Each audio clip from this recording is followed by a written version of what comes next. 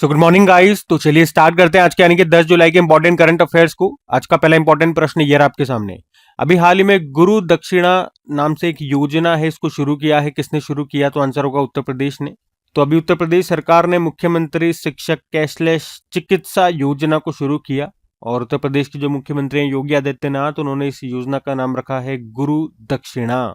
तो इस योजना में शिक्षकों और उनके परिवार का अस्पताल में कैशलेस यानी कि बिना पैसे दिए इलाज होगा।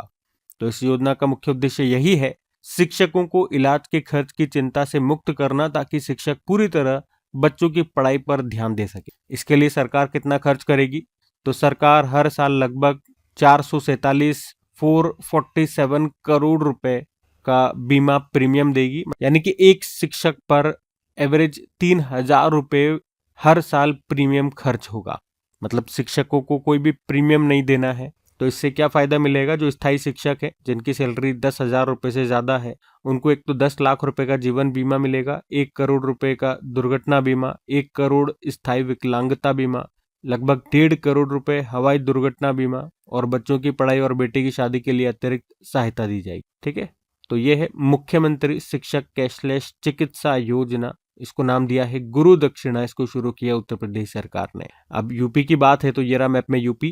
कैपिटल लखनऊ हो गई, मुख्यमंत्री है योगी आदित्यनाथ, गवर्नर है आनंदीबेन पटेल, राजकीय पक्षी सारस हो गया, पशु है बारहसिंगा, वृक्ष है अशोक का, पुष्प है पलाश, फल है आम, नरोरा न्यूक्लियर पावर प्लांट है यहाँ पे। देश का 53वां और उत्तर प्रदेश का चौथा टाइगर रिजर्व बना। रानीपुर टाइगर रिजर्व देश का 33वां और उत्तर प्रदेश का दूसरा एलिफेंट रिजर्व है तराई एलिफेंट रिजर्व। कुछ करंट अफेयर्स के प्रश्न हम यहाँ से रिवाइज करें तो एपिडा ने देश का पहला बासमती और organic training centre Uttar Pradesh के पीलीभीत में खोला। उत्तर प्रदेश के अलीगढ़ जिले में स्थित शेखा झील पक्षी अभ्यारण्य ये भारत का 99वां रामसर स्थल बना। और देश का 100वां रामसर स्थल भी उत्तर प्रदेश का है।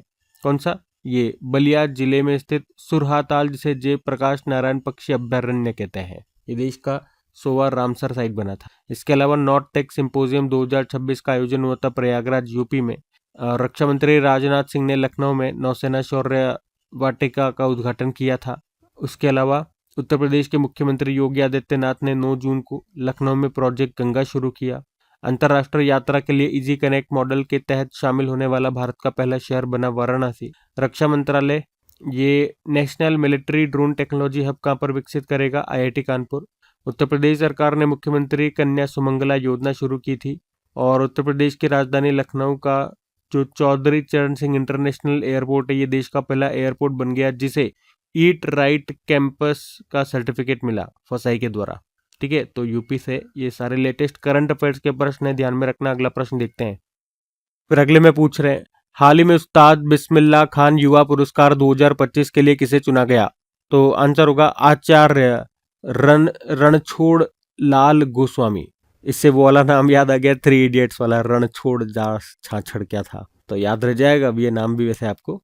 तो अहमदाबाद के हैं ये आचार्य रणछोड़ लाल गोस्वामी, और इन्हीं को उस्ताद बिस्मिल्लाह खान युवा पुरस्कार 2025 के लिए चुना गया है। ये पुरस्कार कौन देता है? संगीत नाटक अकादमी के द्वारा दिया जाता है। उन्हें हवेली संगीत के संरक्षण और प्रचार प्रसार के लिए ये सम्मान मिला है। इस पुरस्कार की बात करें, उस्ताद बिस्मिल्लाह खान युवा पुरस्कार, ये भारत का प्रतिष्ठित सांस्कृतिक पुरस्कार है जो कि युवा कलाकारों को दिया जाता है, संगीत, नृत्य, रंगमंच के क्षेत्र में उत्कृष्ट योगदान देने वालों को। और इसका नाम महान शहनाई वादक उस्ताद बिस्मिल्लाह खान के नाम पर रखा गया है। इसके अलावा आचार्य रणछोड़ जी की बात करें, रणछोड़ लाल गोस्वामी की, तो अहमदाबाद की 450 वर्ष पुरानी गोस्वामी हवेली के 16वीं पीढ़ी के ये आचार्य हैं। गुजरात विश्वविद्यालय में हवेली संगीत के विशेषज्ञ भी हैं। अच्छा, ये हवेली संगीत क्या है जिसके लिए इनको ये सम्मान मिला है? तो ये भगवान श्री कृष्ण की भक्ति से जुड़ी एक प्राचीन संगीत परंपरा है। इसका संबंध पुष्टि मार्ग संप्रदाय से है। और महाप्रभु वल्लभाचार्य ने लगभग 550 वर्ष पहले पुष्टि मार्ग की स्थापना की थी। ये संगीत मंदिरों, हवेलियों में पूजा के दौरान गाया जाता है। इसे सेवा कीर्तन भी कहा जाता है। ठीक है, तो ये तो मैंने आपको डिटेल में बता दिया। आपको एक लाइन में याद रखना है तो ये लाइन याद रख लो, अहमदाबाद के जो आचार्य रणछोड़ लाल गोस्वामी है, इनको उस्ताद बिस्मिल्लाह खान युवा पुरस्कार 2025 के लिए चुना गया है। ठीक है, बाकी कुछ अवार्ड्स मैं आपको रिवाइज करा रहा हूँ। जैसे एबेल पुरस्कार 2026 ये ग्रेड फॉल्टिंग को मिला था, जर्मनी के हैं ये प्रसिद्ध गणितज्ञ, गणित का नोबेल पुरस्कार इसको कहा जाता है। रंगमंच में उत्कृष्टता के लिए 2026 का मेटा लाइफटाइम अचीवमेंट पुरस्कार से सम्मानित किया गया अमोल पालेकर को। 2025 के लिए 60वां ज्ञानपीठ पुरस्कार दिया गया आर वेरामुथु को, तमिल भाषा के लेखक हैं। ग्लोबल टीचर प्राइज 2026 मिला रूबल नागी को। 2025 के लिए साहित्य अकादमी पुरस्कारों की घोषणा हुई थी। हिंदी का दिया गया ममता कालिया को उनके संस्मरण जीते जी इलाहाबाद के लिए। अंग्रेजी का नवतेज सरना को उनके नॉवल क्रिम्सन स्प्रिंग के लिए, और राजस्थानी के जितेंद्र कुमार सोनी को उनके कहानी संग्रह भारखमा। और 2026 का जो संगीत कलानिधि पुरस्कार है ये वीणा वादक जयंती कुमार रेश को मिला, जबकि नृत्य कलानिधि पुरस्कार नरेंद्र जी को दिया गया, उनका संबंध भारतनाट्यम से है। सरस्वती सम्मान 2025 किसे दिया गया? रामकुमार मुखोपाध्याय को, बांग्ला लेखक है, उनकी कृति हरा पार्वती कथा के लिए, जो कि एक बांग्ला उपन्यास है। ठीक है, तो ये सारे इंपॉर्टेंट अवार्ड्स हैं जो हमने रिवाइज करे, ध्यान में रखना। अगला प्रश्न देखते हैं। फिर अगले में पूछ रहे हैं, अभी हाल ही में प्रधानमंत्री नरेंद्र मोदी किस देश की संसद को संबोधित करने वाले पहले भारतीय प्रधानमंत्री बन गए हैं? तो सही उत्तर होगा इंडोनेशिया। वैसे कल भी हमने पढ़ा था जब इंडोनेशिया का सर्वोच्च सम्मान इनको मिला था। तो इंडोनेशिया की यात्रा पर, 3 दिनों की यात्रा पर गए हुए थे प्रधानमंत्री नरेंद्र मोदी, और जब वो वहां पर गए तो इंडोनेशिया की संसद को संबोधित किया, और ऐसा करने वाले वो पहले भारतीय प्रधानमंत्री बन गए। उन्होंने वहां पर कहा कि भारत और इंडोनेशिया बहुत पुराने और भरोसेमंद मित्र हैं। दोनों देशों के बीच लगभग 2000 वर्षों से व्यापार, संस्कृति, विचार और धर्म का आदान प्रदान होता रहा है। मोदी जी ने कहा कि भारत लोकतंत्र की जननी है और वह इंडोनेशिया के साथ लोकतांत्रिक संबंधों को और मजबूत करना चाहता है।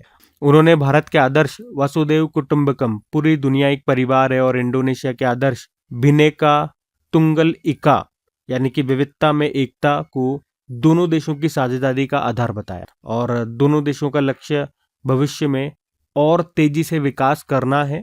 भारत का तो आप जानते ही हो, विकसित भारत 2047 हमारा विकसित भारत बनाने का लक्ष्य है 2047, और इंडोनेशिया का है गोल्डन इंडोनेशिया 2045। तो ये कुछ महत्वपूर्ण बिंदु थे जो उनके भाषण से निकल के आते हैं, वो ध्यान में रखना। इसके अलावा पीएम मोदी ने भारत इंडोनेशिया संबंधों को मजबूत करने के लिए गंगा महाकम विजन भी पेश किया। ये भारत और इंडोनेशिया के रिश्तों को मजबूत बनाने के लिए 5 सूत्रीय योजना है। गंगा भारत की नदी है और महाकम ये इंडोनेशिया की नदी है। अच्छा, इसके अलावा प्रधानमंत्री नरेंद्र मोदी ने इंडोनेशिया में जो प्रम्बानन हिंदू मंदिर है उसका भी दौरा किया।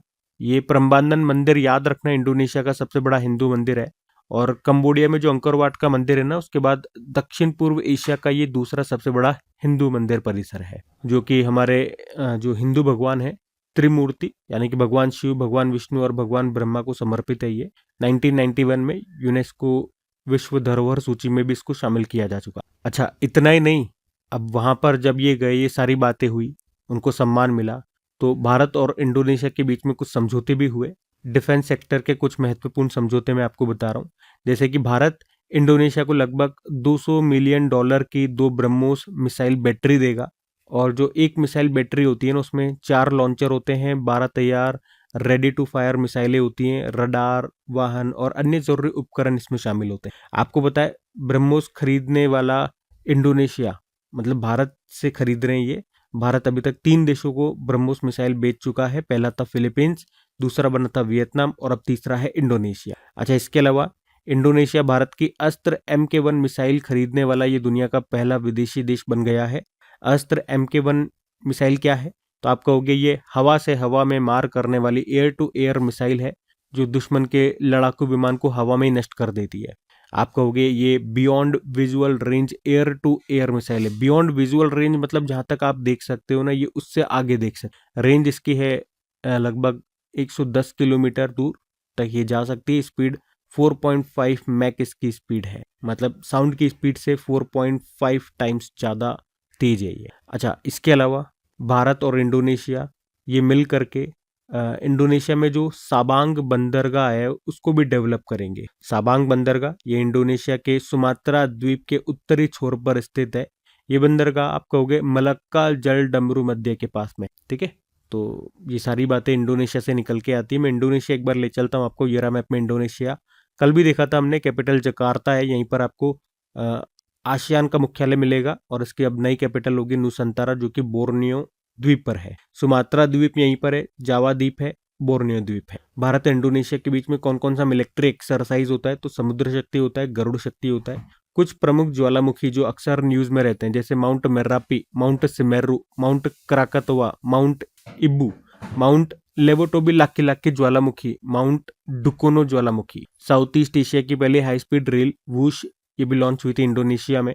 ब्रिक्स का 10वां मेंबर बना था इंडोनेशिया और न्यू डेवलपमेंट बैंक का नया सदस्य बना ये।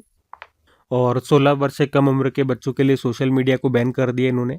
और अभी जो इंडोनेशिया का सर्वोच्च सम्मान इनको मिला था, जिसको कहते हैं बिंटांग आदिपूर्णा। ठीक है, तो ये सारी बातें ध्यान में रखेंगे। अगला प्रश्न देखते हैं। फिर अगले में पूछ रहे हैं, अभी हाल ही में पद्मश्री से सम्मानित और ब्रिज मैन ऑफ इंडिया नाम है गिरीश भारद्वाज, इनका निधन हो गया। इनका संबंध किस राज्य से था?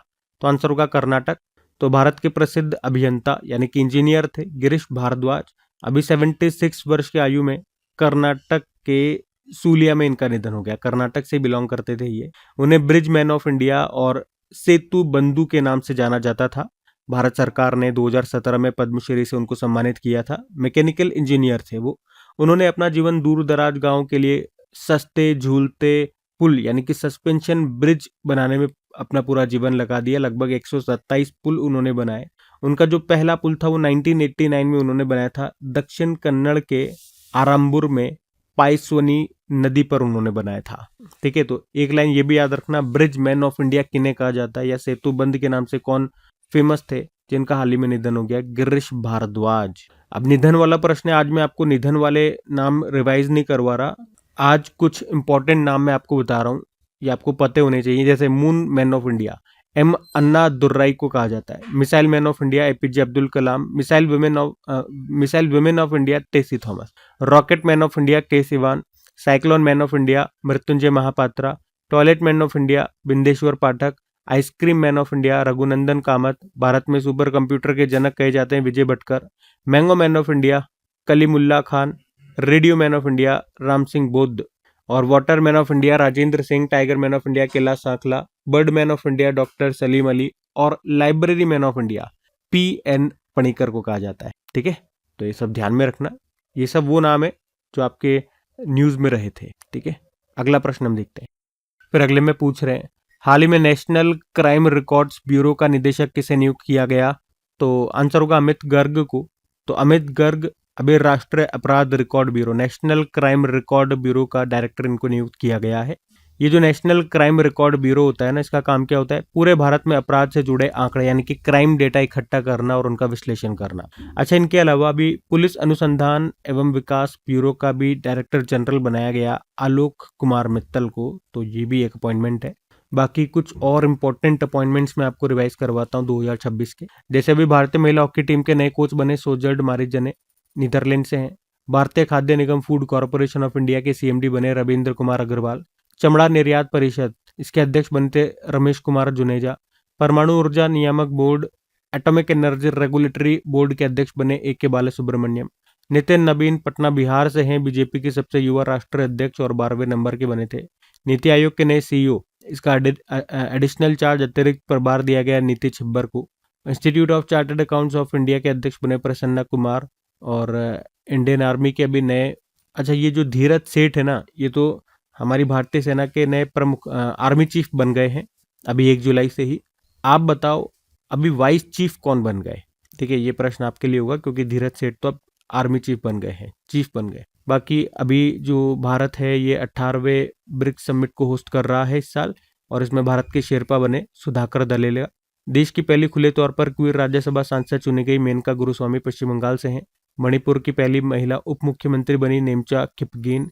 आत्मा का अध्यक्ष अरुण मामेन को बनाया गया। Automotive tyre manufacturers association full form होती है। मणिपुर के नए चीफ मिनिस्टर युमनाम खेमचंद सिंह बने। ठीक है, तो ये सब ध्यान में रखना। अगला प्रश्न देखते हैं।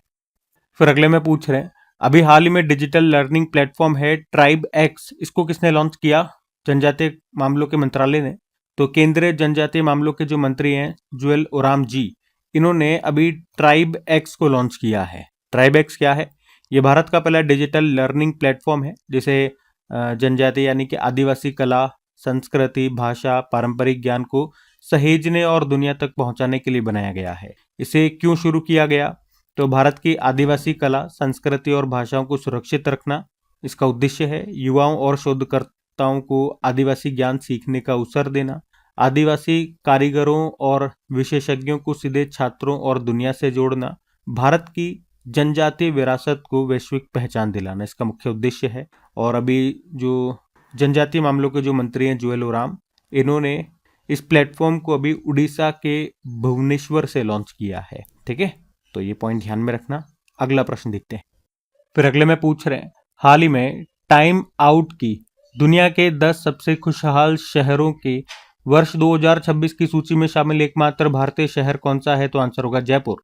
तो टाइम आउट ने 2026 में दुनिया के सबसे खुशहाल हैप्पीएस्ट सिटीज शहरों की सूची जारी की है और इसमें राजस्थान की जो कैपिटल जयपुर है ये दुनिया के टॉप 10 हैप्पीएस्ट सिटीज में शामिल हुआ है।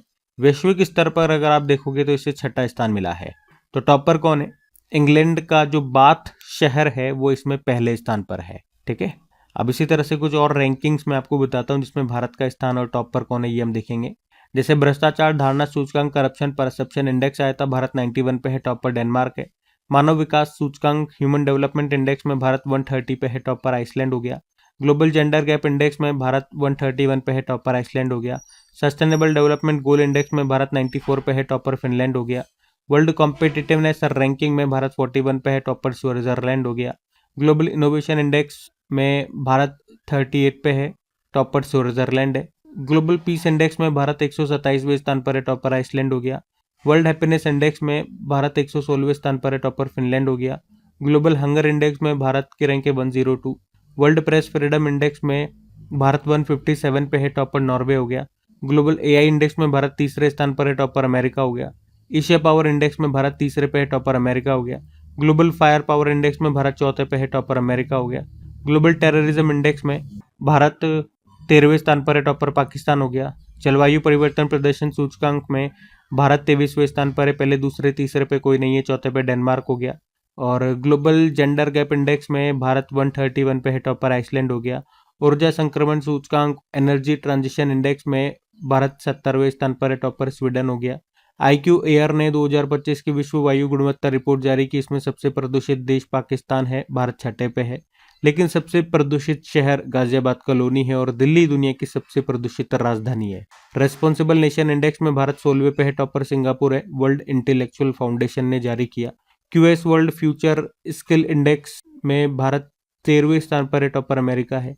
हुरुन ग्लोबल यूनिकॉर्न इंडेक्स में भारत चौथे स्थान पर है, टॉप पर अमेरिका है। 2026 में सबसे अधिक फॉरेन एक्सचेंज फॉरेक्स रिजर्व वाला देश चाइना है, भारत 5वें पे है। और global hydro power outlook report आई थी, भारत 5वें स्थान पर है, टॉप पर चाइना है। लगभग 23 सूचकांक हमने इंडेक्सेस रिवाइज करे, ध्यान में रखना। अगला प्रश्न देखते हैं।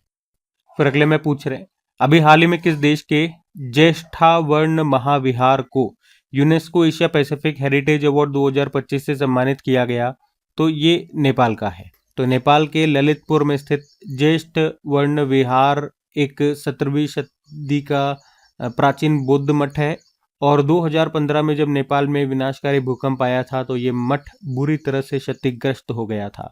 इसके बाद भारत सरकार ने आर्थिक सहायता देकर के इस मठ का पुनर्निर्माण करवाया और इसमें लगभग कितने खर्च हुए थे?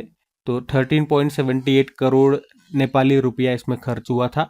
और अब इस उत्कृष्ट संरक्षण कार्य के लिए यूनेस्को ने इस मठ को यूनेस्को एशिया प्रशांत सांस्कृतिक विरासत संरक्षण पुरस्कार 2025 में अवार्ड ऑफ मेरिट से इसको सम्मानित किया है।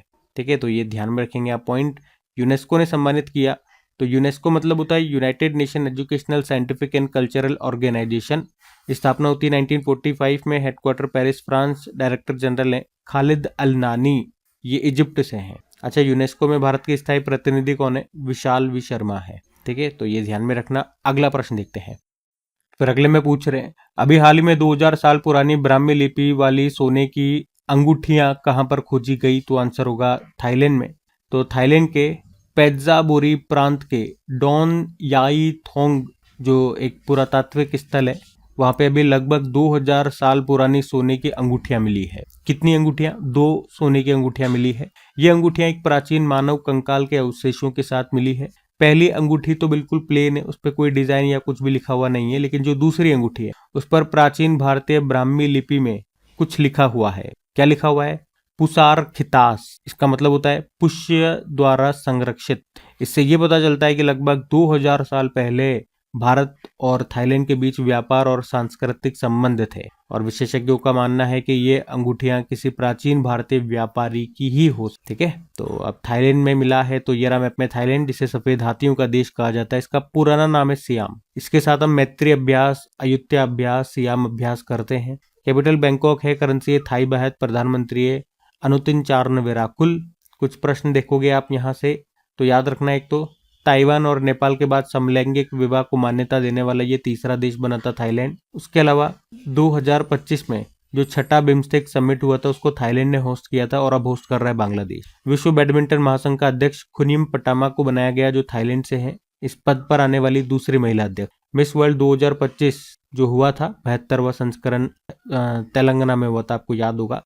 इसको जीता था ओपल सुचाता ने, वो थाईलैंड से ही है। और अभी पहला एशियन लेजेंड्स कप 2026 इसको होस्ट किया थाईलैंड ने ही। पिछले साल जो 33वां साउथ ईस्ट एशियन गेम्स हुए थे दिसंबर में, ये बैंकॉक थाईलैंड में हुए। पहला ICC women's emerging nations trophy 2025 इसका आयोजन थाईलैंड में हुआ। थाईलैंड ने जीता यूएई को हरा के। और अभी दूसरा women's Asia cup rising star 2026 हुआ था बैंकॉक थाईलैंड में। इसको इंडिया ए टीम ने जीता था बांग्लादेश ए टीम को हरा के। और अभी जो इन सितु अभ्यास हुआ था भारत थाईलैंड के बीच में, कहां पर? हिंद महासागर क्षेत्र में, मलक्का जल संधि के पास में। ठीक है, तो ये सब बातें ध्यान में रखना। अगला प्रश्न देखते हैं।